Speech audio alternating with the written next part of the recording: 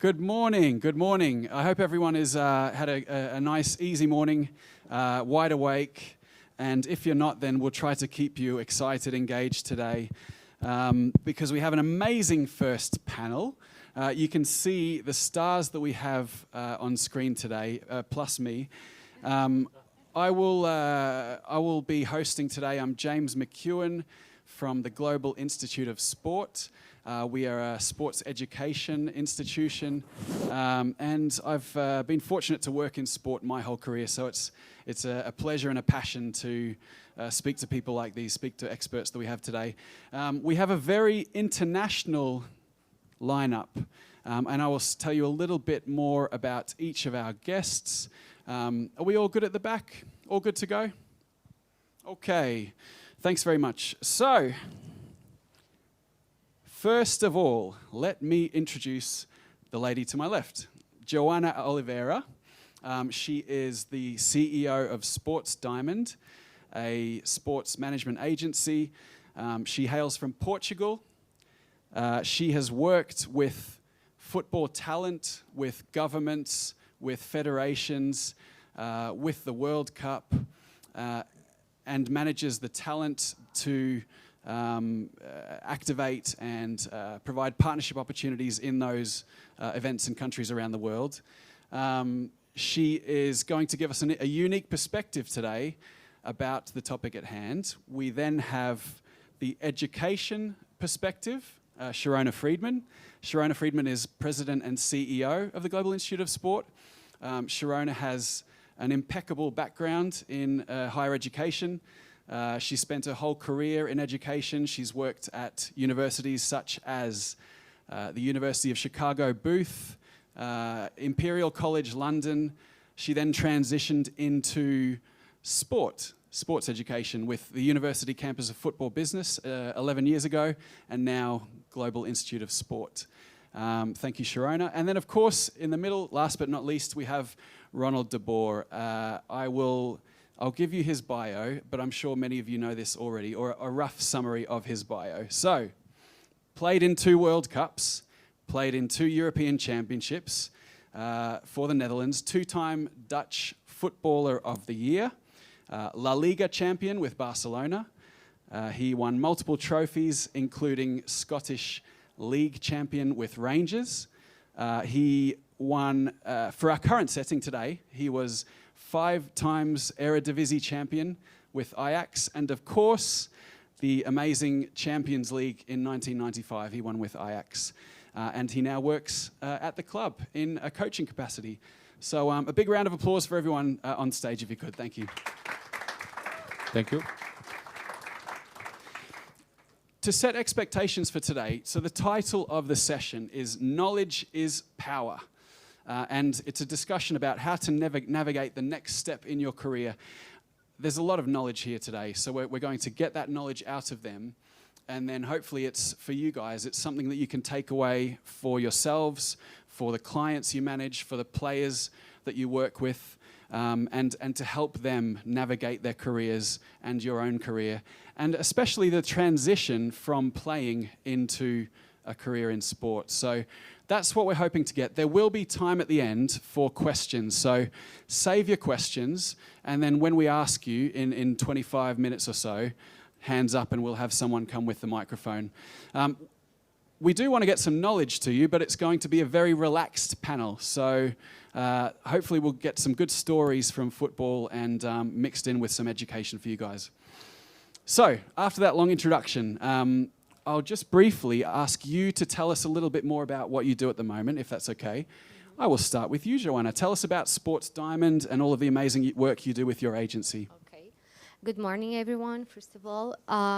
So Sports Diamond, I started with my background. It came from sports logistics with the internships of Big Selection. Then I was director of First League in terms of brand activation. Then I started to do Portuguese selection match, federation, the organization, then champions, and went up in World Cup and having my own agency. So I deal with a lot of the biggest football stars, legends. Most of my business is working with legends, which I do the commercial parts, brand partnerships, government partnership, language match, all that. Work with the big guys like from Roberto Carlos to our Dutch Wesley Sneijder that he knows very well, Cafu, all the big names. And it's interesting job. I love what I do. I put out a lot of passion in what I do. And I love to play with the odds in football. It's for me, it's what challenged me the most. Amazing. And while we're talking about your careers, incredible talent that you work with, and it gives me goosebumps to think about how your job is just working with that talent. Do you have a favorite moment of your career so far?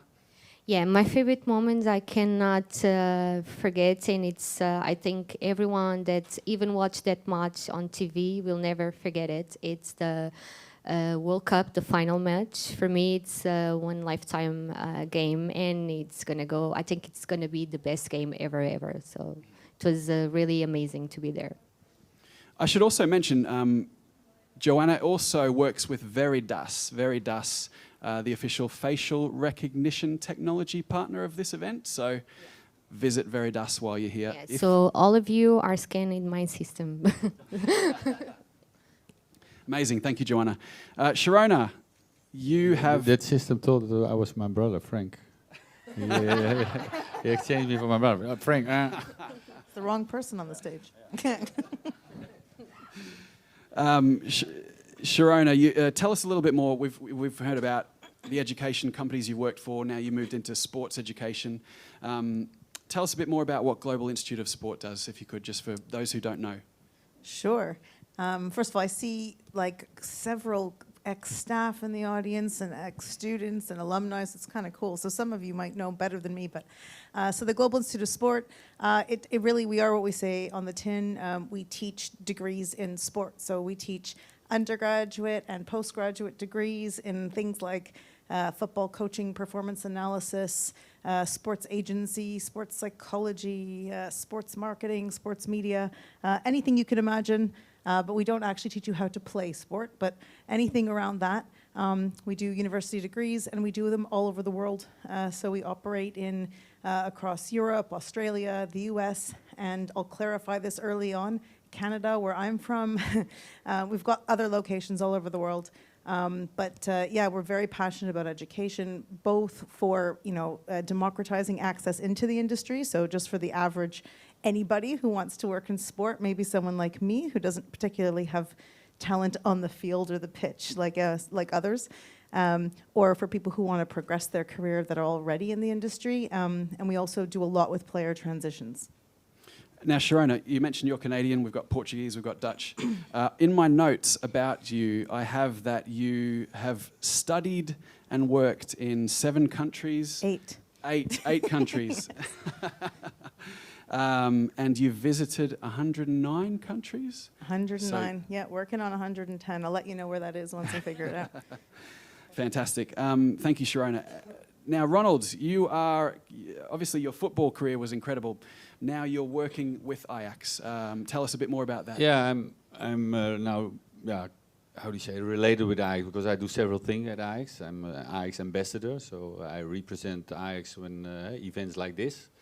I'm also a youth coach, and we call it a skill coach, so there's more individual coaching. So we try to, especially the biggest talents, we try to give them extra attention and focus on where they can maybe get a little bit better to make them just ready for the next step.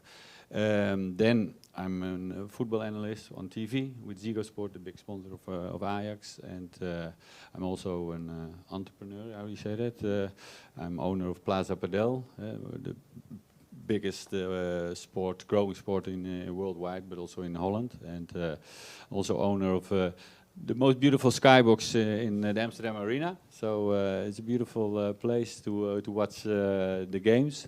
So dad of 6 kids, 5 daughters and 1 boy. So I had to wait till the last time, till the last one, that is a boy. So hopefully we see him back on the pitch. Amazing, a busy man, basically. Yeah. Now, I was going to ask you about the work at Ajax you're doing now, and the team had a bit of a difficult year this year. You can say that, yes.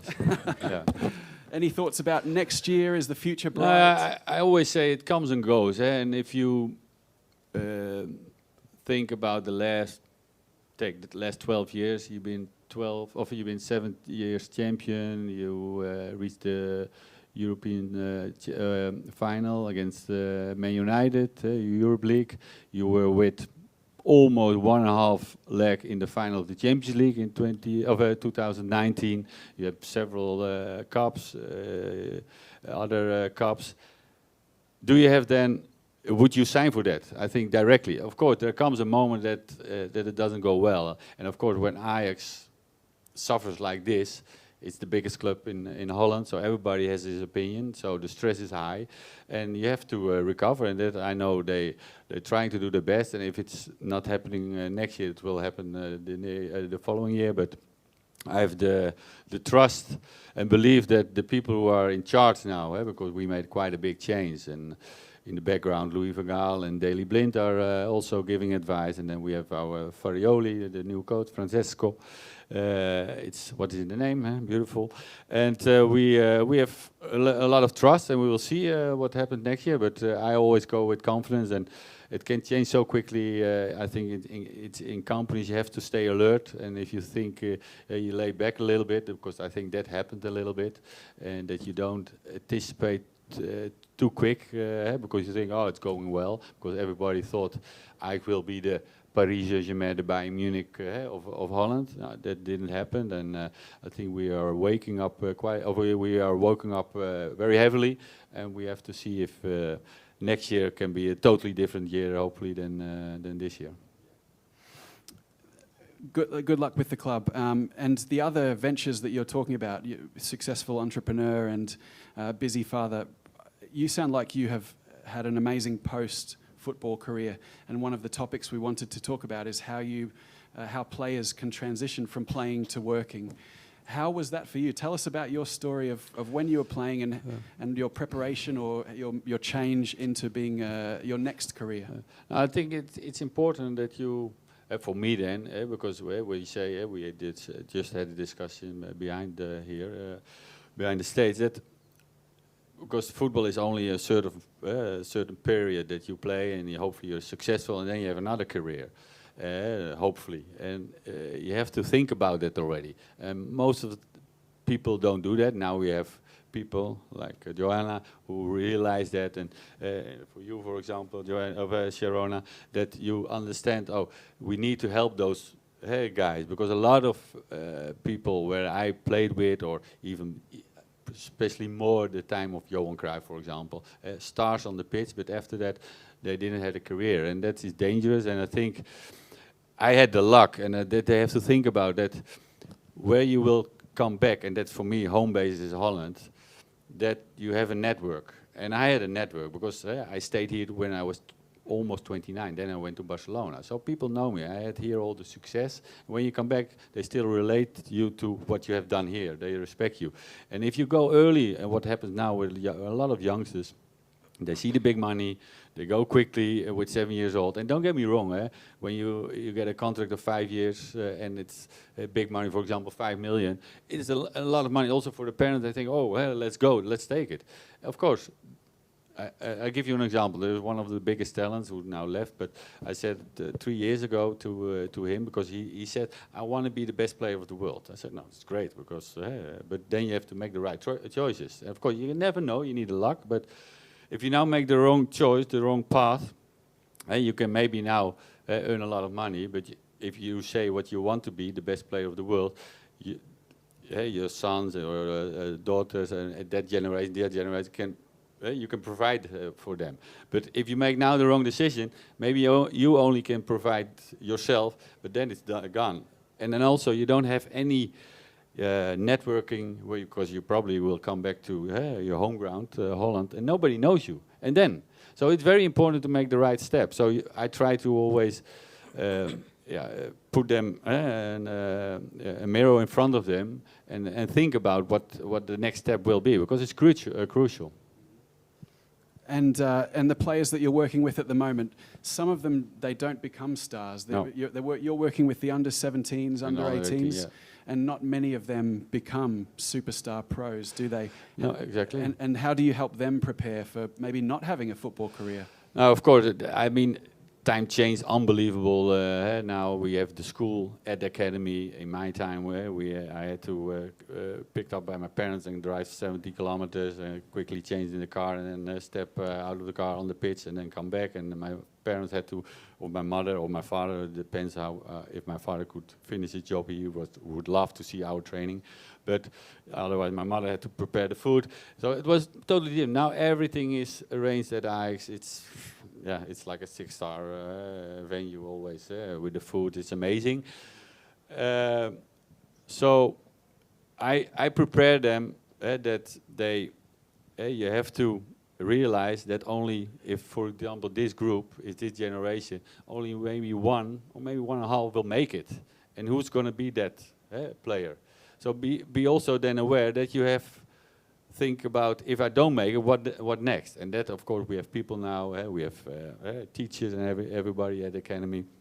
So it's much more organized. And I tell them also, if football was that easy, everybody will be a professional football player. So realize it's only for a few, especially when of course, everybody has the dream to play here. And that's a lot of guys will make professional football, but not at Ajax. And that's you can have a beautiful career. And I did it also in my way. I went from Ajax to Twente, 1 hour and a half drive from here, from the east. And then I had the luck that Louis van Gaal became manager. He believed in me. He bought me back 3 times more. They sold me. And I had 2 years later, I'm lifting the Champions League trophy. So you need also a bit of luck, of course. But it's important that nowadays we have people who've seen it. We have the technology that they understand. Okay, this is the best way to start my career. Okay, amazing. And let's get a different perspective, Joanna. So you manage talent. You manage talent who have been top stars. You were talking about before. How do you help them, and how is it for them to change from being a superstar to the next career for them? As per my experience, it's very difficult. Most of them get into depression. It's something really common, despite now it's starting to be talk and they're starting to have mental support. A few years ago, it wasn't like that. And we have a problem in football when you are in a very high level. Sometimes you're not around the best people, or you don't have the best people around you, or your family also, maybe they are not the best people to advise you, maybe your manager as well. We always call it the entourage. No, you always go with me. That's better. So it's quite difficult for them because they are used to play in such a high level, have a full attention, and one day to the other, they need to wake up with their wives every day and look at their face. I'm a woman, but believe me, for them it's not easy. And to have a normal life and to take kids to school, and they say, what I'm gonna do? I played professional 30 years. I'm used to have contact with the grass, to be joking with my colleagues, and they feel lost, and it's quite difficult for them. So what I do, I try to get them occupied. I always try to get them to have a job inside the structure of the club, a club that they passed, that they had a good career, to have something inside that they feel useful. It's very important for them to feel useful, to work up every day and to go to the pitch or to work in contact with the ball, with the football, with the coach and everything, so that they can easily adjust to the normal life, to be a normal person without being on spotlight every time. Okay, my guys, they are always on spotlight no matter what, but they not so much attention, it's normal. Sometimes they need to ask stuff that they are not used to ask for anything. They have everything for granted for over 30 years. So it's not easy, and I think the mental support, it's a way of helping them to understand that they will need to have a life after football. So I normally say that football players, they have two lives. One in football, the other one is starting to learn to live again after football. It's a totally different life. And I think nowadays they have the tools to be prepared. Not just mental, to have investments, to have other activities. That's very important. To start having other activities, to have support, to have other jobs, other sports besides playing football. And also, what I advise them, like, it's to invest in forming themselves, having degrees, education, because they will need it. They will need it. Now the legends are ones, but in 10 years, the legends going to be others. And so 10 years after, no one, okay, will remember, yes, but they will not have the same jobs, the same opportunities that they had before. So they need to continue to pay bills. They need to continue to work. So if they can prepare the future, like at least a minimum 5 to 10 years before they end the career, that's perfect. So that's my advice for them. I have a small question, because I'm many times I've seen you also there with the lady, with Cafu and all the guys. Some boys you give a microphone and they can talk crazy, and some boys, they are a star and everybody wants something from them, but they're not so open because they're not like that. Exactly. How do you help them? Because it's for what you say, it's for their image better, of course, that they can speak what they experience. Everybody wants to know their story. Yeah, very important, and I advise them all, and I'm push them, almost obligated them. I do a little bit of blackmail. If you learn English, I will get you some jobs. I like that. Okay, so I have my tricks, but it's very important, the language, because if you know English, they invest in education, what I was referring. So you know English, you know that you can be hired from more TV channels to comment on big competitions like Champions, like World Cup. So, and we have like the problem in football because they didn't have time, and you know better than me, you don't have time for anything, almost you don't have time for personal life. They didn't invest in education. So some cultures, some countries are even more difficult to speak in English. So they are like, they are not prepared. I push them to learn it, and they start to get it step by step a little bit. But the ones that doesn't have English, they have much less work than the ones that know English, for example. But some are comfortable. Some are comfortable inside the pitch with the ball. Some are so shy. For example, Rivaldo is so shy that he almost asks to talk, authorization to talk, because he's very shy. But if you give him a ball, the guy does magic. But to speak, it's very difficult. Some are like natural born, like Schneider. They can speak. Cafu also is very good speaking and speeching, or in Congress and everything. Some, they have that difficulty, which I always advise to prepare themselves in terms of with the mental coach and with the English degrees, yeah. Good tips, thank you. I think we're lucky, Sharona, that we were born with English. But Joanna was just talking about education, and that's a natural passing over to you, really. You have been an education professional for your whole life. Why do you believe in education? What about the whole industry in general? Well, I often say, you give a man a fish, you feed him for a day. You teach a man to fish, you feed him for life, right? And it's just, I think, the most true saying in the world. And like, I've obviously been sitting here really engaged and listening to the conversation. And, I've watched, in the last 11 years that I've worked in sports education, I've watched numerous Premier League players come through our doors, Women's Super League players come through our doors, MLS players come through our doors.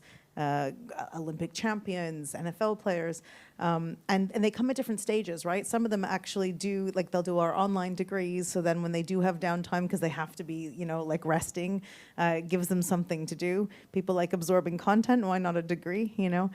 Some people prefer to do things in person. But I think one of the biggest things is the confidence, right? So, you know, having practice. So even public speaking, even though I've been speaking English the vast majority of my life, you know, I used to hate public speaking, absolutely hate it. I think those of you who've known me a little longer will remember, like I used to be scared of getting on a stage. But then I actually took our public speaking course, and then you practice and you practice and you meet people who do a lot of public speaking, and they give you tips. And so you kind of get the knowledge of how to do something. You get the practice of how to do it. And then you get the network around you who's saying, you can do this, you know. And so between that network, and everyone here will know who's their cheerleaders, you know, and who's mentored them or guided them or helped them, and then where they've picked up that knowledge of how to do something. And I think between learning how to do something, practicing how to do something, and having like a system or a network around you that that cheerleads you, you can accomplish just about anything. And, you know, whilst the ex-players that have come through our doors, you're right, like they'll have all the confidence in the world with a, you know, a ball at their feet. They might not know actually what or who they are when they're not playing anymore. But the reality is that the sports industry, the latest report that I've seen, it's worth $2.6 trillion US. $2.6 trillion US. There are a lot of jobs and a lot of different things that you can do in and around the sport. I mean, everyone here is doing something in and around the sports industry, and to my knowledge, most of us aren't famous footballers, right? So, you know, I think there's tons of things that you can do. So just, you know, reaching out and trying to practice, you know, to see, oh, like, do I like this media thing? Do I like this finance thing? Do I like this marketing thing? Do I want to coach? Do I want to do performance? You know, just realizing that you can try on different careers. And then that formula, in my head, it's that formula, and I've just seen it time and time again. It works, right? Like if you observe and absorb knowledge, whether it's from guest speakers, whether it's from a degree, whether it's from, you know, however, from a mentor, however you absorb your learning. But when you absorb the knowledge and then you apply it, so you're practicing, and then you've got that system around you. It's just, I think, a tried and tested way to switch careers into something. So I'm passionate about it, as you say, frankly, because I've seen it work like thousands and thousands of times. You know, we've got thousands of alumni around the world, and I guess when you see something working, you become a massive believer, and that's why I get out of bed every day, you know? Yeah. But it's not easy because we are dealing with big egos, and it's an ego world. And for a guy that have everything for granted and doesn't need nothing, and you come to him and say, look, now you need to learn this, now you need to try this. It's not easy for them to adjust. And it's a fact, statistical fact. It's 5 years after they end the career, they tend to lose everything, like almost 90%. So it's a big percentage. I think that's changing, though. You know, I think we've all seen and experienced how bad it's been. And as a result of that, a lot of leagues, a lot of clubs, I mean, player care wasn't something that rolled off the tongue, you know, 5 years ago. Now, you know, we're not the only institution that teaches player care, you know. It's needed, you know, the Premier League has someone in player care in every club. Our partnership with the Premier League, I'll tell you, I've definitely experienced, so players are promoted and, you know, said you should go and do a degree, where one of the options they promote, there's lots of other options. And you're right, a lot of players don't immediately, not at all, right? Not at all, it's not what they immediately, some yes, some no.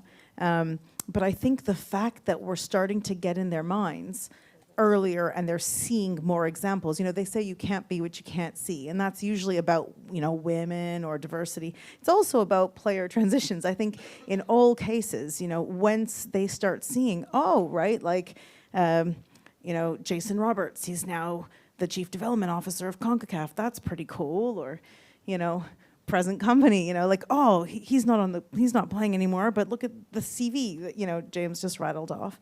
I think once people see that often, that trend is starting to shift in this direction. And I also think the statistics do help. You know, the reality is that if you do a degree, undergrad, postgrad, whatever, if you do a degree, you're half as likely not to be unemployed. You're 3.5 times more likely to get a great salary, sort of in that 50,000 plus range. So I think data, you know, having examples of people who've gone before them, I'm not telling you of all people who, you know, that it happens for everybody, but I do see I see the trend because they're coming through my doors. And it makes me really happy because I think we all have a role, frankly, whether it's a coach, whether it's an agent, whether it's institutions like mine. You know, I think we all have a role in being those good examples and those good influences so that at least more players are, you know, building the skills and the confidence, frankly, and also considering what the world looks like and what's next. And I think that's really important, is that they're at least starting to think about, and hopefully in 20 years from now, this won't even be a conversation, you know? Yeah. Yeah, I've heard you mention mentors. You've mentioned mentors. Ronald, curious if you had any leaders in your life as a player or any mentors that really helped you throughout your journey. That's James. This is a little bit what you just mentioned, what we know now, and in my time, what I said. My mentor was my father, basically, and he was passionate because he was himself a professional football player.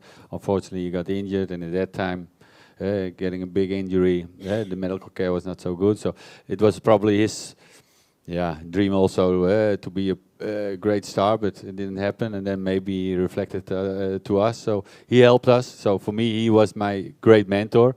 And of course, and then you need a bit of luck. And I had coaches like Louis van Gaal. In my eyes, he, a sort of second dad for me. That he took me everywhere to Barcelona, Dutch team with Ajax. He brought me back to Ajax. So I had.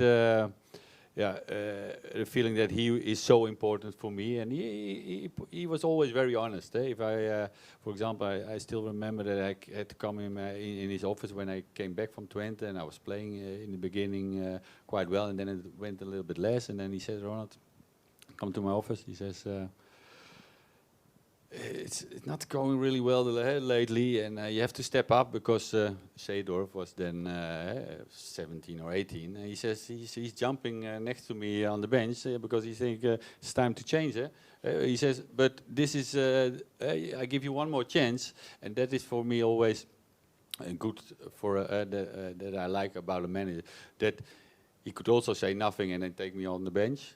But he won me before, and give me a chance still to recover.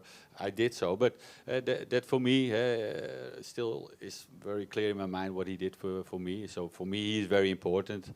Nowadays, what you said, Sharona, that we have mental coaches at the academy. We have, I'm a mentor of 4 top talents. They gave me like 4 top talents on the under 17, under 18, trying to help them. There's a boy who normally throws up before the game because he's so nervous. And Tijn is his name, a great guy, a great talent, but he gets so nervous because he wants to do so well. And then I said, Tijn, I had the same feeling because I had the problem also that I want to show him. I didn't go to that way to throw up, but it was still that my legs were pumping up too quickly, that I felt that I had run a marathon.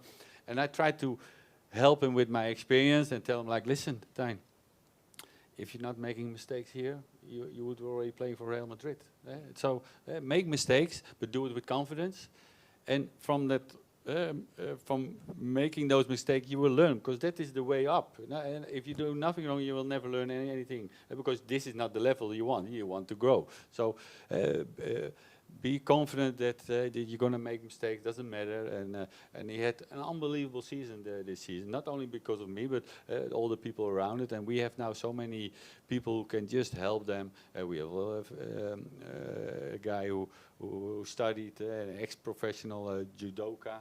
He's now, how do you call it, how do you call it, when you go to a shrink, basically. Yeah. And he helps them also. They can go to him, and he knows exactly how to talk to those boys. Gives them just, because 5% in football or 2% in football can make a huge difference in level-wise. If you just are 5% better in your feeling, can make a huge change. Or you be average, or you be top. So every percentage is counting. Amazing stories. I'm glad we have so many. It sounds like the support systems around players and people's second careers are really much better than they were maybe 20 years ago, 30 years ago. We have some time for questions from the audience. So if you guys could put your hands up, we've got a microphone coming your way. Oh, techie guys, sound guys, can we make sure the microphone the fifth microphone works, please? Yeah. There we go.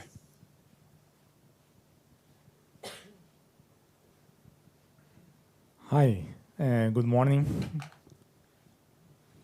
Gustavo, Global Player Solutions. My question is for Ronald. Actually, two questions. During your academy years, a part of the technical sessions and the tactical, but do you have memories about your education and the lessons you've got? Have you had notions about how the industry works and the things that you would face in the next years? And the second question is, in your opinion, who should take the lead? You mentioned entourage of the players, which is a nice word to think about. Who should take the lead of educate the player? Is the agent, or there's another role maybe that needs to? Now, first of all, in my time, because what I said, the landscape in football totally changed.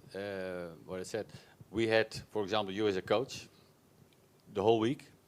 And there was nobody else on the pitch, only on the match day. You had a team leader, physio, and that was it. Now we are sometimes with more people on the pitch than players. So you have the data, you have physio, you have performance coaches, you have an assistant coach, a skill coach like me. So it's unbelievable, and everybody trying to help those boys to the next step, because especially when you're 17, 18, the next step, and if you're very good, you already probably make your debut. So it's totally different. And for me, what helped then, now just helping, that I had an unbelievable generation, and that you make sure that you, I always say also to the boys, for example, if I tell, for example, to the group, and you work every day with them, and then I tell, who's the best players, or who are the 3 best players? They know exactly who the best players are.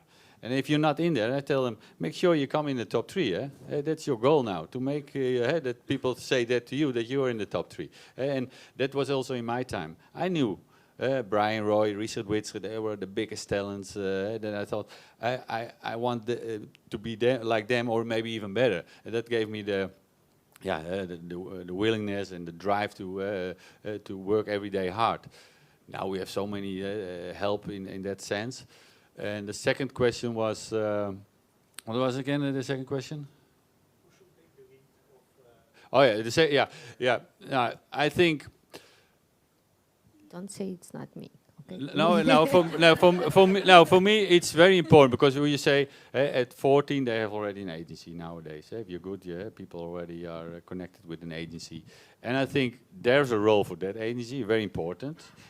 And you must have the luck that they really are for you there to make the right choice, but also think about the long term. If you have if you are a good agent, you should do that. So that's definitely a role for them. And then we have all the people who are at the club, because they are still kids. That we educate them, that we, if there are problems at home or whatever, that they feel safe and that they can speak out. And that, because if you worried about things, you will never perform very well. So for us it's a huge role, because they're every day, not at the agents, every day at 2 kilometers away. So for us, it's a huge role there for to help them, to guide them, and if they don't make it, even then they have to have the confidence that they step in the world, that I'm ready for the next step, and that is a responsibility for us for sure. Thanks very much, Gustavo. Next question. Good morning, everyone. Anna here. I am a mindset coach, and I'm also involved in a project that is to educate athletes with life skills.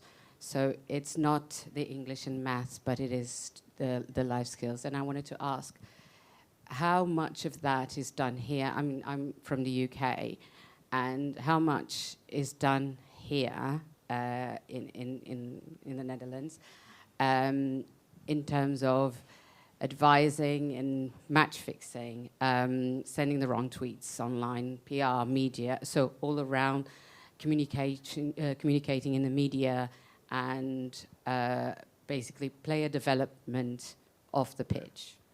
That is also because social media is here to stay, and we have the phone here. If you don't have it, it feels like you lost an arm. So it's even for us, especially our kids, they're even more involved. It's their lifeline, and so it's very important that we are educate the kids, especially already on young age. And we have an unbelievable commercial department, also media department of Ajax, that they understand those things very well, what the effect it has when you do a post or what other things. So now we're also helping that, and we give education in that. They have moments that we talk about those things. But I think also what we also try to do is that realize that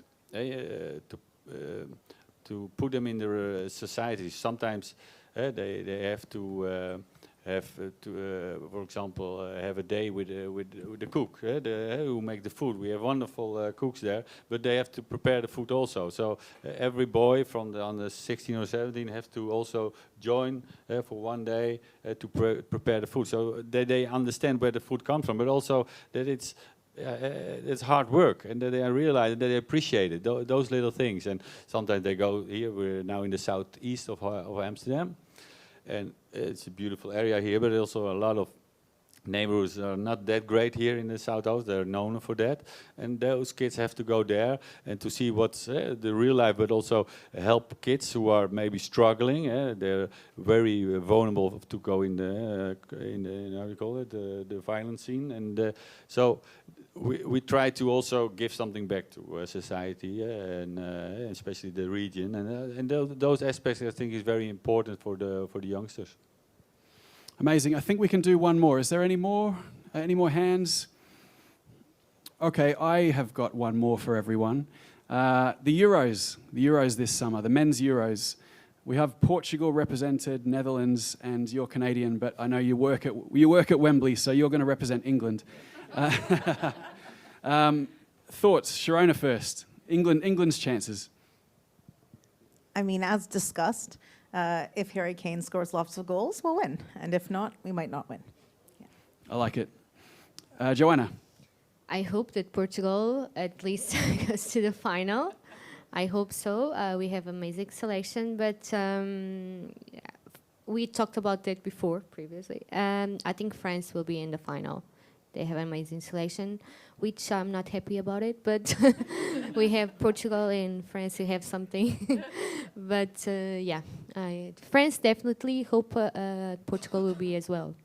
Last major tournament for Cristiano? Yes, last one, yeah. And he will do well? Yeah, he always do well. He's a machine, so. Ronald. Yeah, the Dutch, always one of the favorites. Now, I mean, we're looking good. I mean, of course, Depay and Frankie de Jong are not 100% fit, but it seems like they will be fit for the first game. But I remember Van Basten was not fit in '88. It's not starting against Russia. They lost 1-0. Then he played the second game and started getting better and better. In the end, I remember that goal against Russia again, an unbelievable goal from Van Basten. So I believe in that scenario. But we're not a favorite, what Joanna said. I think France, but also England has an unbelievable squad. But Portugal, if you see the name, then you think they should be at least in the final.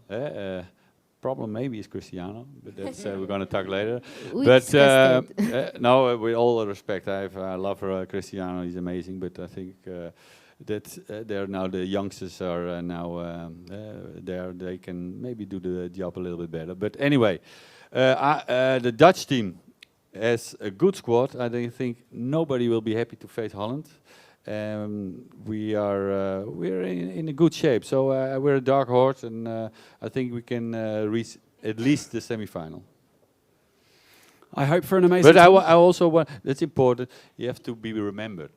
There are teams that won trophies but nobody talked about. And for me it's lasting a legacy. And that is, for example, in '95 what we did. People talk still about that generation, homegrown boys conquering Europe. And that's important. And I want to see a team who wins that you still think, oh, about 20 years ago, oh, you remember that, like in '78 with the Dutch team. Even though they didn't win the final. Yeah. You're totally right. We're lucky to be in this environment of with the history of Johan Cruyff and all the great Dutch teams, including the '90s and the Ajax teams of the '90s. So thank you for being here. Thank you for being on our panel. Hope everyone has a great rest of the day. And thank you for being here. See you around. Thank you very much. Thank you. Thank you.